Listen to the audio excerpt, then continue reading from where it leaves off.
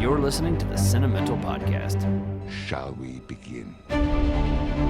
Welcome back to the Cinemental Podcast, where we discuss mental health themes from cinema, television, and popular culture. I'm Jeffrey Jones, and I'm a filmmaker and professor, and I'm joined, as always, by my brother, Dr. Joshua Jones, who, as well as being a super-duper good guy, is also a general and forensic psychiatrist. Wow, that was super duper. Just a super duper good guy, I Josh. know. One of my favorite football players of the 80s and 90s was Miami Dolphins wide receiver Mark Duper, because he was super duper. That's great. What a great last name. Okay, we want you to start your week off right with our podcast. So we drop a new episode every Monday at 9 a.m. Eastern.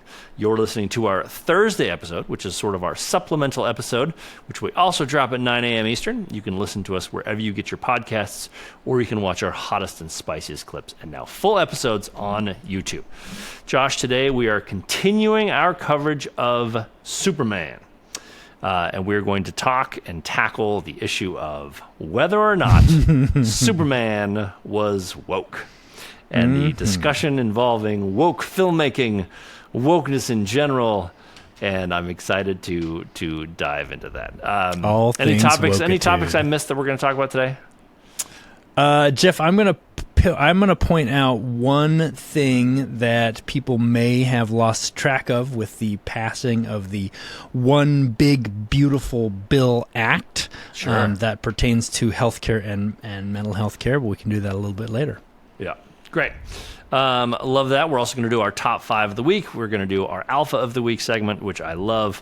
But before we get into that, Josh, we have a sponsor, and I'm a little embarrassed that I didn't tackle this on Monday. But yeah, we have a sponsor for the week. We've accepted money from essentially blockchain, Josh, which I don't know how I feel about that, but I don't know. No one's ever been able to explain to me what that is, so I guess I feel fine. Don't worry about it. Okay, so are you interested in cryptocurrencies but worried about pump and dump schemes or market volatility? Maybe you're a trader who's afraid to even sleep. Because what if the market pivots while you're catching some Z's? Well, be afraid no longer. With this new crypto service, an AI analyst will sell and trade while you're sleeping. So grab some winks and get some sleep with Crypto Night. Check with your doctor before proceeding, as Crypto Night has had some negative side effects with Metahumans. That is our sponsor of the week. That is a great one. Yep. This just in, that company just went under. Okay. Well, let's hope their check clears. All right, Josh. Let's just dive in. Was Superman a woke film? What the hell does that even mean? I mean, I don't. Hold your mic further away from your mouth. You had good proximity for a while. Yeah. What the hell does it even mean to be woke? Don't know. I just look, the whole thing about woke for a moment in time there after the pandemic and after the George Floyd, and woke was like kind of a good thing. I think it meant that you were just aware that others had problems that maybe you didn't know about. Right. But then woke became this super insult, and if you were woke, you were kind of a pussy. I guess is that right? I just don't know. I think so. It's weird. Yeah. It's weird to me. Yeah. Well, and what's funny is it was weird to James Gunn. Because a lot of he was very surprised that people had an issue with this. It's one of those, like, I think a lot of people on the right had an issue that this was an immigrant story, and I think James Gunn's response to that was, he's an immigrant. He just is, like it's inherent. He's an immigrant. There's going to be issues of immigration. I don't know what to do about that. But it's the conversation of wokeness, Josh, is so funny to me because it's exactly what you just said. It just means someone trying to be aware. That's it. I don't understand any sort of problem that people can have with that. And I get that on each side of the aisle, people take whatever to the extreme. I don't think that everybody who's a Republican is a neo-Nazi. like some people on the left would have you believe. And I don't think that most Republicans think that everybody on the left is in Antifa. Like we take things to the extremes. So it might be that most Republicans don't have any problem with wokeness. I don't know. But man, you certainly see it on the news. You certainly see how this anti-wokeness is prevalent everywhere and on Fox News and all these places. I just don't get it. I need someone to explain to me why being woke is bad. Well, so here's the thing with this movie and with Superman in general. Superman is inherently a woke character. Okay, tell me more. Superman believes, the older Superman, 80s and before, believed in truth, justice, and the American way. Right. Now, you can quibble nowadays about what the American way really means, but I would posit that what's happening now is that folks who are trying to hold on to a minority who's gotten into power, trying to hold on to power, is trying to co-opt the American way to be something that it never was. Right. That's not really the point of our podcast today. But Superman was always about the underdog. Superman was always about crossing boundaries. Superman was always about sticking up for the little guy. Right. I guess those are all woke concepts nowadays, but that's Superman. And this version of Superman is a throwback to those pre 9/11 Supermen. Right. I think. The outlier of the Superman takes was the Henry Cavill Superman take. And okay, Zack hold on though. I Snyderverse. want to address something you just said before we get into Henry Cavill, because you're talking about the the sort of the history of Superman, and this is the part where I take issue. I don't like hypocrisy. I've said it many times on this channel. I know you don't. I do not like hypocrisy. If you hated on Snow White for being so different, then you can't be mad at Superman for being how he always was. So talk to me about post 9/11 Superman Henry Cavill. Yeah. So Henry Cavill was not a woke Superman. I don't think. So Henry Cavill was a dark take on the Superman. If you think back to our Monday episode when I talked about kind of the fact that Superman has to react to threats because a proactive Superman ultimately becomes a tyrant. Right. That's kind of what you get with the Cavill Superman. And in fact, in one of the alternate tellings in the Zack Snyder cut of Justice League, you see in a post-credit sequence what a tyrannical Superman could be. The Cavill Superman is one of the only times in the entire portrayal of the Superman character in which he kills someone, and he chooses to kill General Zod in the Man of Steel movie because he's just too dangerous. And it's that kind of not believing that everybody has worth or everybody can be redeemed that leads the Superman, the godlike character, down this dark path. Mm-hmm. To reject that, to really believe all lives do matter, all lives do matter, to believe that everyone can be Josh redeemed. did not just say all lives matter, by the way. He's actually making a point that probably, yeah, not somebody just white lives could matter. take that. Somebody could take that clip and do whatever they want with it. My point is that the Superman character really does believe in the absolute equality and equity of human life. Right. That's the character that we got back to, and that's not the Henry Cavill character. Not that Henry Cavill had anything to do with that. That's how it was written. He acted it. He did a great job. I mean, he's just a freaking phenomenal actor, of course. But that's the difference. Have you ever heard the term Byronic, Josh? Byronic? I haven't. Tell me more. So I just learned about it as well. But a Byronic hero describes the type of literary character first appearing in the work of Lord Byron. So that's where we get the Byronic. Oh, okay. But it's basically the anti-hero. And it's so funny that you say like a post 9/11 Superman, because I think that like in the last 20 years we've had a lot of like Byronic heroes, that are very jaded and a lot more like more than flawed. and I think that that was that Superman character, was he was a little more than flawed. He was almost Byronic. And I do like the fact that they're getting back to some core principles and values with this Superman. I don't think that it's I think it is the time for optimism, and I think it is the time for ideals. We have to get back to things that we believe in and can get excited about. And so I think that not having some Byronic characters is great. And so this Superman being one of those, I thought was a treat. I thought it was a delight. Mm-hmm. I am kind of done with the anti-hero for a while. I agree. We need just this positivity. And look, everyone can be layered, everyone can be deep and things like that. But that depth doesn't always have to be some sinister side. Right. Right. Yeah, and he still was deep. Yeah. Yeah. As the great pop singer Blanis Morissette said in her song, "Isn't it Byronic?" Oh God. That's a good joke. I like that.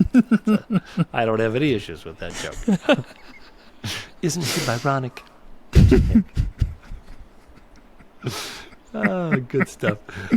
I did grow a little tired, Josh, of just watching Superman essentially just like save people on the sidelines in this movie. I just was like, can you just beat the bad guy?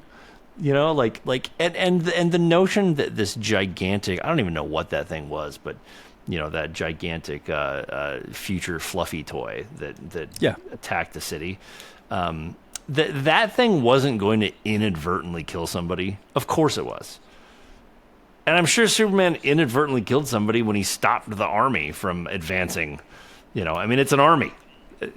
Somebody's probably going to die in all of these things. And in destroying the city and all this destruction of property, somebody's going to die. I remember there was a scene where, like, his tail sweeps a bunch of cars. It was like, 3 people just died. We just saw it. But no one dies on Superman's watch. It's like, dude, just take down the bad guy and stop worrying about all this collateral damage. I don't know. That bugged me. Well, is that what people have? Is that what people have a problem with? He's too woke about that. Why not just let a few people die? But that's Superman. He didn't even. I don't think that's what people's issue. I think that I know, issue was it being an immigrant story. The immigrant story. No, but another thing I really appreciated about, and I can't remember. I apologize. I can't remember. I read this somewhere. This is not my original thought, but. The citizens of Metropolis, they're pretty over this metahuman garbage. I mean, they have a pretty well-established evacuation policy, and they were pretty orderly getting on the buses. They were just like, God, just not another day. They were just over it. It's like, just another thing to deal with on my commute, And I thought that was, I did too. I really, really liked that. Yeah, it makes it less serious. It brings it out of this post 9/11 era of the superhero movies that we had, and it's a little more fun. It can be a little more fun while still saying something. Yeah.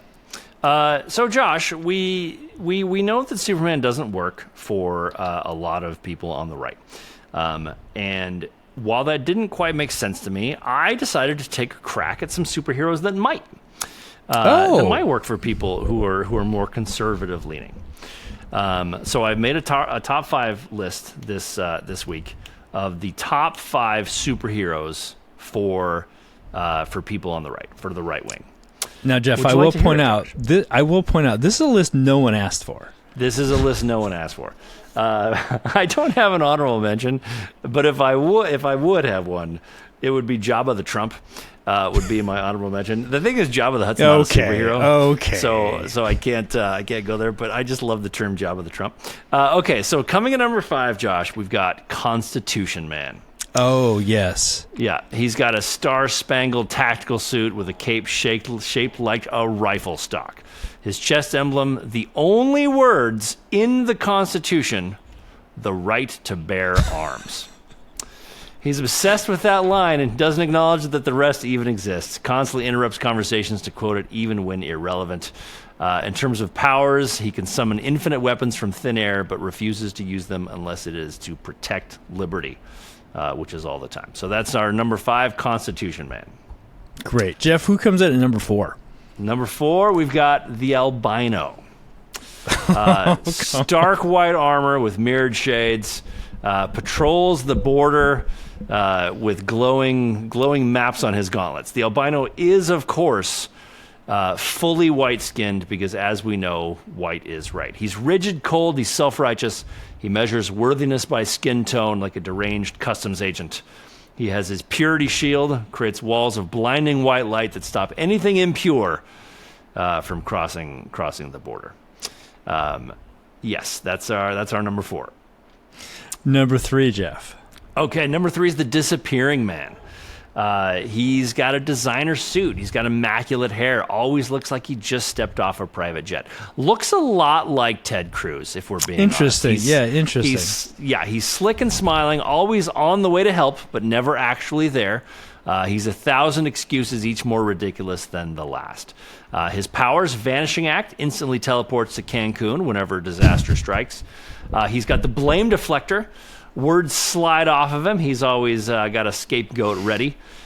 Carries luggage at all times, and one of his quotes might be, "Why stay and help when you can look concerned on social media?" Wow, Jeff. Wow. Yeah. Okay, that was number 3. Who's number 2? So number 2 is Robin the Hood. Okay, a little bit of a different take than Robin Hood. It's Robin the Hood. So he's got a dark green suit with gold trim bow made of polished ivory, quivers stuffed with IOUs and eviction notices. Robin the Hood's special power is the reverse heist. He can drain your bank accounts and funnel them to the rich, where obviously the money belongs. One of his quotes that you might recognize: "Why steal from the rich when the poor have so little to lose?" That is okay. That's number 2. Robin the Hood. Now, Jeff, I almost hesitate to ask, what's your number 1? So number 1 is just straight up, Josh, the bald eagle. He's a ripped, literal bald eagle in mirrored aviators and a combat harness stuffed with black coffee pods. Feathers always ruffled like he just landed from glory. He's fiercely patriotic in the most chaotic way possible, screeches mid-battle, and everyone swears they hear freedom in it. He's constantly yelling at his other compatriots who might be speaking a different language to just speak English. He's got his talon strike, tears through walls, fences, and occasionally inconvenient laws of physics. If it ain't freedom, I'll rip it apart. And that is number 1. The bald eagle. And so those are the 5 conservative superheroes. That's the list of the top 5 conservative superheroes that nobody asked for. Well, okay. And also, if you think that there's any superheroes I might have missed, go ahead and mention them down below. Give me their name. Give me their superpower. Let's put together even more parts of the canon for our new universe, which is the Republican right-wing side of comics. So give me some superheroes that you think I might have missed. I think people can pretty much guess what our bent is. I don't think we're mysterious about it. I think I'm a little bit more both-sided than you are. So I don't want to, there are some good, well-meaning and really hardworking conservative Republican people out there, people that are friends of mine, people I voted for. So I don't like to paint with a giant broad brush, but that was pretty funny. And I also look forward to our top 5 over-the-top liberal superheroes coming soon. Oh, that'd be fun too. There's no doubt. We're going to get into that. We're going to get into that because there's lots and lots of tropes here. Woke man would just be awake 24 hours. Just can't sleep. Can't sleep. Always on the lookout for injustice. Good stuff. Hey, Jeff, before I know that you've got your alpha of the week coming on, but before we get into that, I really want to highlight something from a fallout from the One Big Beautiful Bill Act that a lot of people may not have realized. I think probably our listeners by now have heard that it's projected that about 17 million people are likely to lose their health insurance based on the cuts from the One Big Beautiful Bill Act. This is by 2034, right? So it's a few years away, but 17 million people is a lot. And those numbers come from the Congressional Budget Office, which is nonpartisan. They just kind of run these numbers and see what they come up with. 17 million people, that's almost the population of the state of New York. Why is this important? Well, there's lots of reasons, but I want to call people's attention to two. Those 17 million people aren't going to stop needing health care, even though they don't have health insurance. They just won't get preventative or primary care, which catches diseases at their earliest, most treatable, and least expensive stage. They will delay their care and end up using our already overcrowded emergency departments as primary care when they absolutely must, and when their diseases are more expensive to treat. That emergency care, by the way, will end up costing you, the taxpayer and the consumer of commercial insurance, much more than if we just paid for primary care for these people. Uncompensated care costs are passed on primarily to commercial insurance customers. It doesn't just go away. They end up getting care. They end up needing care because every human needs health care. It just becomes much more expensive for us to pay for it by not paying for it up front. That's the first thing.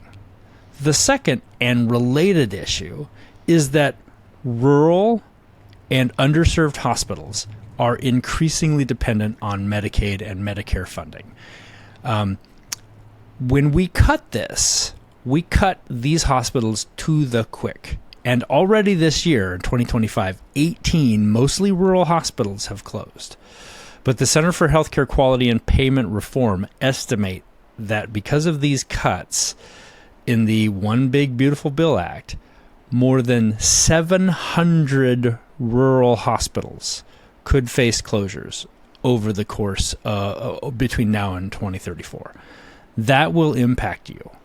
That will absolutely impact you. Even if it's not a hospital that is close to where you're at, those patients, again, will need care and will come to hospitals that are still open. Josh, so when you're talking about rural, you're talking about red state hospitals, right? A lot of them are, yeah. Yeah, these are not. This is not a blue state, red state issue. I mean, it is in a way because it's the red state rural hospitals that are closing. This is just going to directly affect people who voted for Donald Trump and for the people who voted for the people who enacted the One Big Beautiful Bill. Correct. Yep. Absolutely. Absolutely, it's brutal. And so. Brutal. I think people need to be aware of this. They need to be talking to their, congressional representatives. They need to be telling them, wait a minute, what the hell? And we need to be trying to save our healthcare system. As broken as it is, and it is broken, it could be a lot more broken, and this is a pathway to it. Yeah. When did you find this out, Jar? When did you piece this together? Is this something you've kind of been like sitting on for a couple weeks? Yeah. I mean. Aware of this? Yeah, we knew about this when the One Big Beautiful Bill Act was gonna drop. We just didn't, you don't know exactly how it's gonna happen until it happens. And now, nothing's the world hasn't fallen apart right now because it takes years for this stuff to kind of trickle down. But I think you will see, unless something happens, unless some fix is made, I think you will see an acceleration in the number of hospitals closing. Yeah. So there's nothing we can do about this other than, hopefully get on some sort of Medicare vote for all. You can vote. Yeah. That's the thing that I think we are losing a little bit of the sight of because we think this stuff is being done to us, is that this is still a government for the people, of the people, and by the people. We can vote, and we can vote on these issues. Right. Well, and we also, this is my plea every election cycle. You're not just voting for president. You got to vote all the way down. All the way down. It's the local politics that actually affect you the most. and it's the local politics, it's the local races that determine who's going to rise up in the ranks. You know, our presidential candidates aren't coming out of nowhere. You know, they're coming from the Senate, they're coming from the House, they're coming from governorships. And governors come from state legislatures and on down to city council. You know, like that's where these people are rising up from. So we need to be paying attention to everything that we can vote on in order to, you know, to get the things that we want. Hey, Jeff, another story that I saw this week, and I was pretty saddened by it because he's one of my favorite personalities, is Stephen Colbert and the Late Show on CBS. There was some news this week about that. Take us inside that. Yeah, so this is 100% a power play by Trump. I fully believe that. You know, nobody's come out and said that just yet. But yeah, so the what's the name of his show? Is it the Tonight Show? The Late Show. The Late Show. So yeah, the Late Show got canceled. You know, they're canceling it. They're giving it another year, despite it being, you know, massively unprofitable, which I don't think it is. I think that's a lie. But the reason why this is so sketchy is they're just straight up canceling the show. If this was about money, they would do whatever they could to cut the budget first, but they didn't. They just canceled it. And so that's your red flag number one. You know, red flag number two, CBS just lost a case, or they settled a case with Donald Trump, agreed to pay him $16 million. That's red flag number two. And then red flag number three, and this is the thing where you just got to follow the money. There's a merger that's supposed to happen in a year. And the prevailing theory here is Trump wanted the Colbert gone, and this was the price for him okaying this merger. You know, none of this is stuff that has been proven. This is all speculation. I will say that, like, I, for one, believe it, because shows don't get canceled like this. Saying it's unprofitable, I don't think is accurate. I think that it has gone down in revenue, that 40 million or whatever it is, but it's still, I think it's still a profitable show.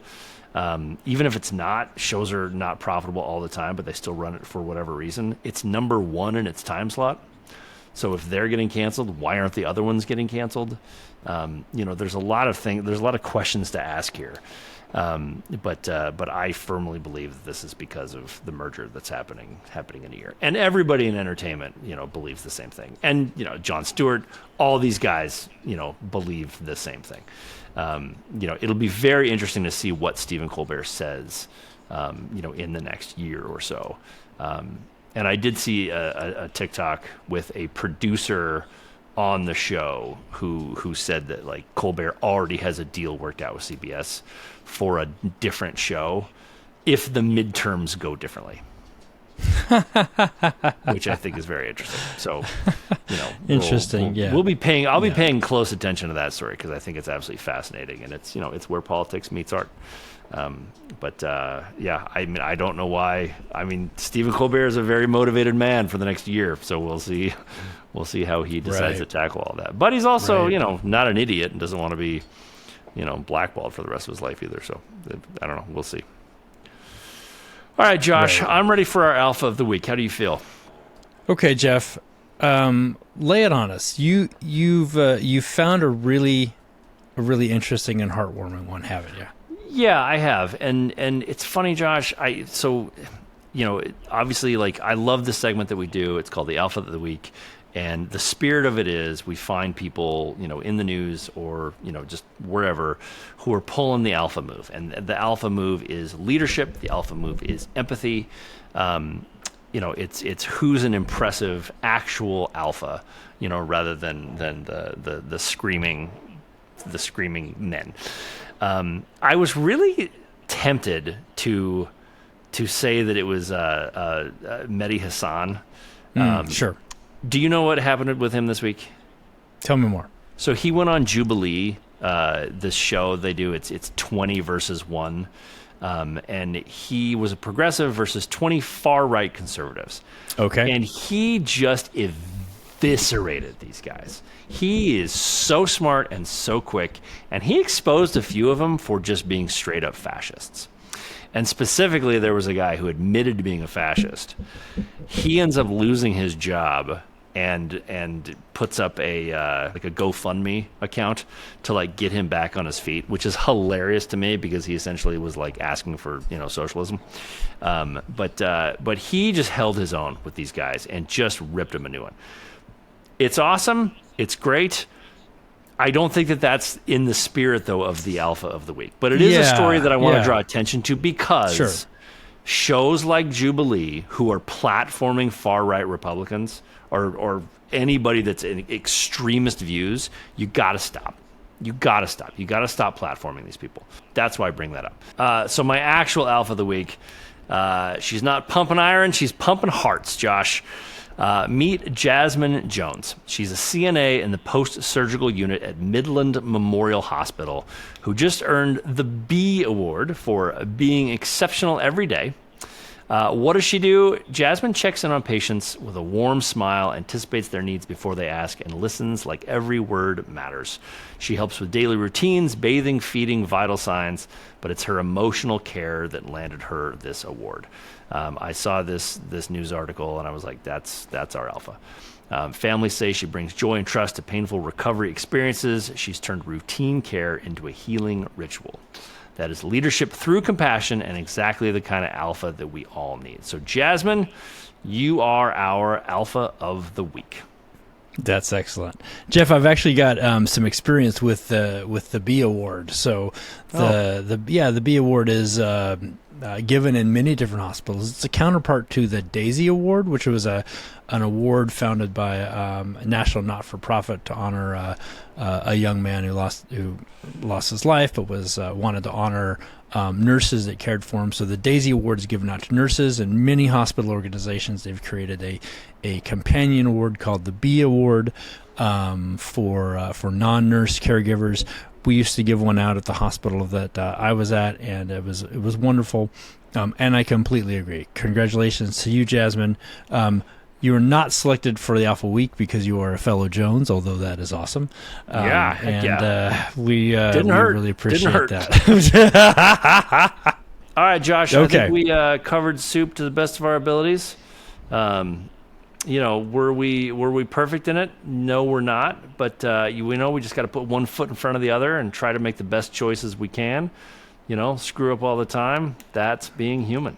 Hey, Jeff, that's my greatest strength, and I hope that one day, for the sake of the world, you'll realize that it's yours too. Fantastic. For those that didn't understand that, go watch Monday's episode. All right. Thanks, as always, for watching or listening to Cinemental and our continuing coverage of Superman and whether he is woke. I don't get it. If you like this episode, please subscribe anywhere you get your podcasts. You can also watch clips of Cinemental on YouTube, where we'd love to hear what you would like us to cover next. Next week, we're covering The Exorcist, Josh.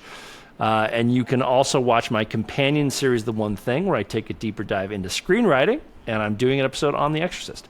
Both available on the Large and in Charge channel on YouTube. Follow Dr. Josh Jones, America's Psychiatrist, on Blue Sky. This has been a Large and in Charge production. For Josh Jones, I'm Jeff Jones. We will see you next week.